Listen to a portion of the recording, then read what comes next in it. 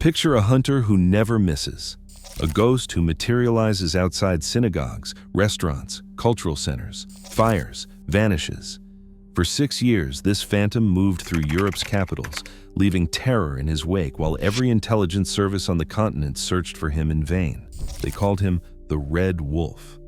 And the reason he stayed invisible for so long reveals something darker about the architecture of Cold War Europe than most people want to admit. The methodology was surgical. Position selected days in advance, escape route mapped with redundancies built into every turn.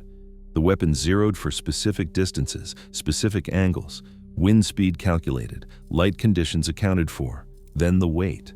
Hours sometimes, watching, breathing, until the moment crystallized into geometry, angle, distance, trigger pull. The mechanics of ending lives reduced to mathematics so precise it felt almost clean. Almost. Between 1981 and 1987, Jewish communities across Western Europe lived under a threat they could not see coming. The attacks arrived without warning, a building overlooking a Vienna synagogue during Saturday services. 7 rounds through windows, 4 dead, 9 wounded. The shooter gone before police arrived. 6 months later, a Paris restaurant in the Marais district, methodical execution of diners. The pattern emerged only after French ballistics matched the Vienna shell. Same rifle, same shooter, same ghost. What made these operations exceptional was not just their lethality. Terrorist attacks occurred with depressing regularity throughout the 1980s.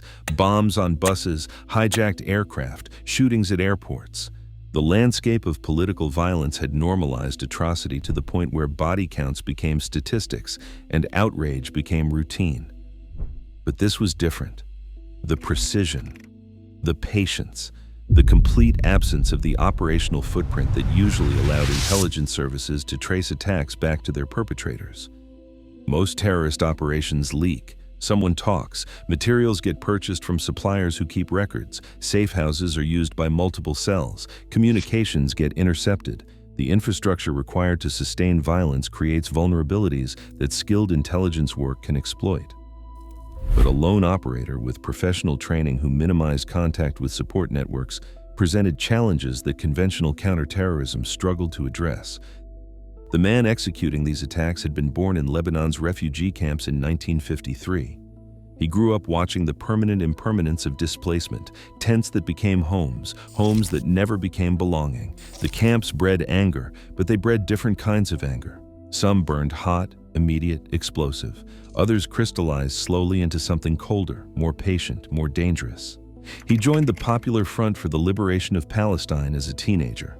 Not the religious factions that would later dominate Palestinian resistance, but the Marxist revolutionaries who saw their struggle as part of a global confrontation between imperialism and liberation. The Popular Front for the Liberation of Palestine's ideology appealed to those who understood conflict through political analysis rather than religious duty.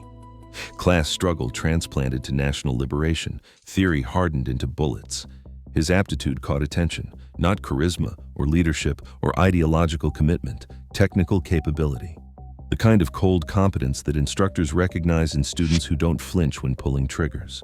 The Popular Front for the Liberation of Palestine sent their most promising recruits to training facilities provided by sympathetic regimes. And in the early 1980s, sympathetic meant Soviet bloc. 18 months in the German Democratic Republic transformed him from militant into instrument. Stasi officers who ran training programs for foreign operatives recognized something in him that exceeded the capabilities of most candidates. Not everyone who learns to shoot becomes a sniper.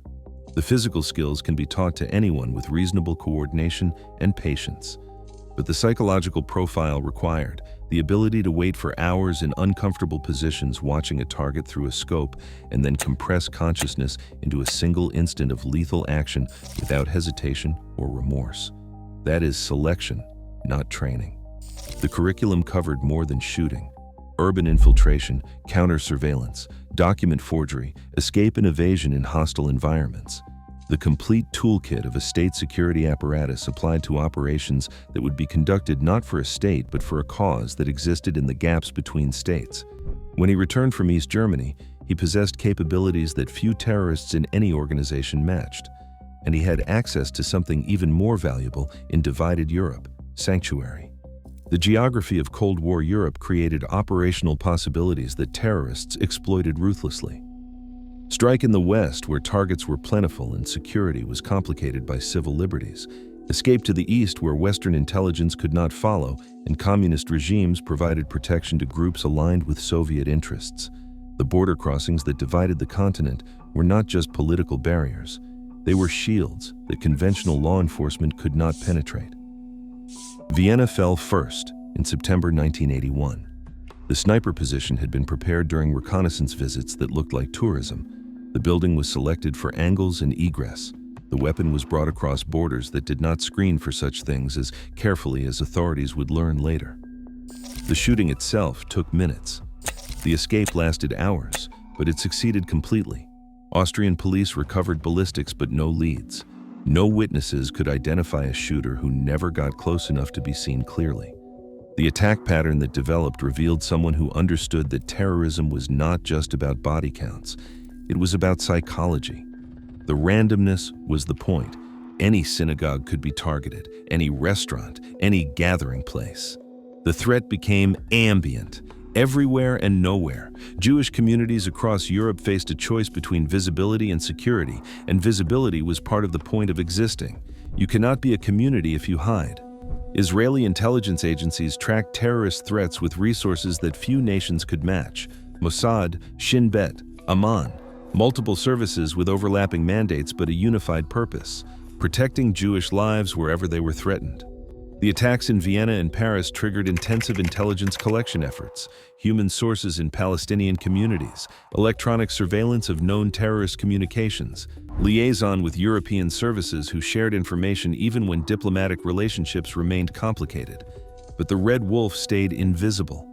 His operational methodology minimized the contact points where intelligence services usually gained purchase. He did not use extensive support networks. He did not communicate through channels that could be monitored.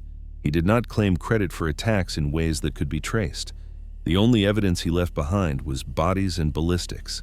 The name Red Wolf came from Israeli analysts who needed something to call him beyond generic designations. Red for his Marxist affiliations, Wolf for the lone hunter methodology. Code names serve psychological functions for intelligence professionals. They transform abstract threats into targetable entities, give investigators something specific to hunt rather than shadows that shift whenever you think you understand them. The breakthrough arrived not from Palestinian sources, but from Germans. West German intelligence maintained complex relationships with their Eastern counterparts even during the Cold War's frozen decades. Information flowed both ways through channels that officially did not exist. An officer in the Bundesnachrichtendienst shared data about Palestinians who had received training in East Germany. One name stood out: Mahmud Khaled Hassan. The skills matched, the timeline fit, the profile aligned. But a name is not a location. Hassan could be anywhere in Europe or the Middle East. Finding him required the kind of patient surveillance that consumes resources without guarantee of results.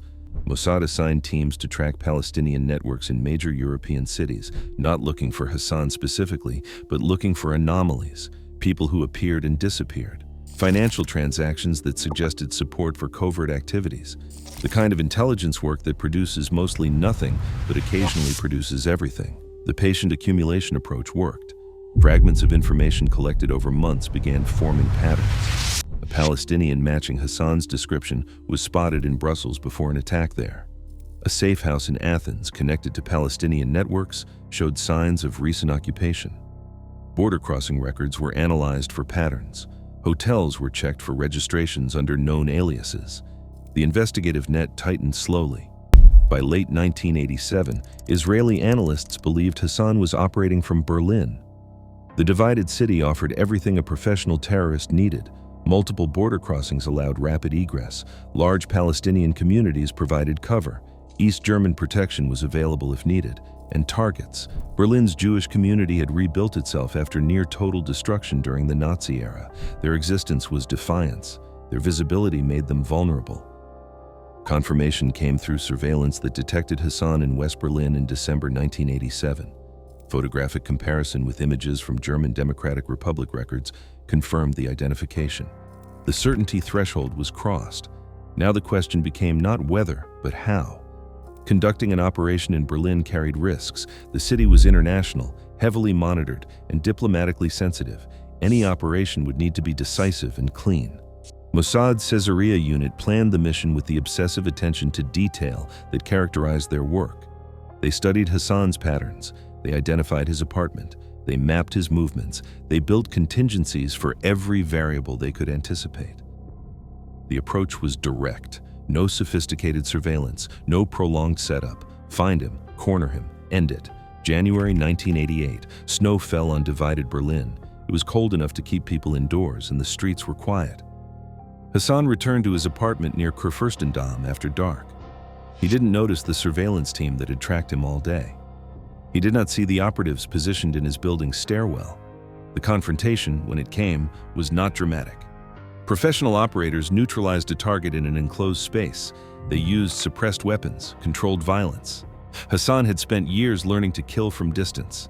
In close quarters, against multiple trained operatives, all that training became irrelevant. The body was discovered hours later. West German police treated it initially as a shooting under investigation. The victim's false documentation delayed identification. By the time authorities understood who had been killed, the operational team had left Germany. They used multiple routes and different border crossings. The extraction was scattered to minimize the chance of compromise. Israel maintained official silence, no confirmation, no denial. The ambiguity served strategic purposes. Other terrorists would know Israel reached Hassan despite his skills and protections. But without official acknowledgement, diplomatic complications remained manageable. West Germany protested sovereignty violations privately while publicly treating the case as unsolved. The Red Wolf's elimination did not end terrorism. It never does. Removing one operator, even a highly skilled one, does not destroy the ideologies that produce them or the networks that support them. But it disrupted Palestinian Islamic Jihad operations significantly. Hassan had been one of their most capable operators. Finding someone with equivalent training and temperament would take years. More importantly, the operation demonstrated reach. Geography offered no protection. Professional training provided no immunity. Cold War borders that had seemed impermeable, Mossad crossed them when necessary. The message resonated throughout terrorist networks. Success required more than skill. It required avoiding becoming important enough to merit sustained attention from an intelligence service that would eventually find you. The Cold War context that had enabled Hassan's operations collapsed within months of his death. The Berlin Wall fell in November 1989. East Germany ceased to exist. The Stasi officers who had trained Palestinian militants faced prosecution for their own crimes. The sanctuary that had protected terrorists operating in Western Europe evaporated. The operational landscape transformed completely. Historical assessments of the Red Wolf operation remain contentious. Some view it as justified counterterrorism, a dangerous operative eliminated after years of killing civilians. Others see sovereignty violations and extrajudicial execution, state power deployed without legal constraints against someone who was never tried or convicted. Both perspectives contain truth. Both simplify a reality that resists comfortable moral categories. What the operation revealed about tradecraft remains relevant. Patient intelligence collection matters more than dramatic action. The years spent identifying Hassan enabled the minutes spent eliminating him. Resources applied consistently over time produce results that no amount of aggressive action can force. And even the most skilled adversaries make mistakes eventually that careful watchers can exploit. The communities Hassan terrorized remembered.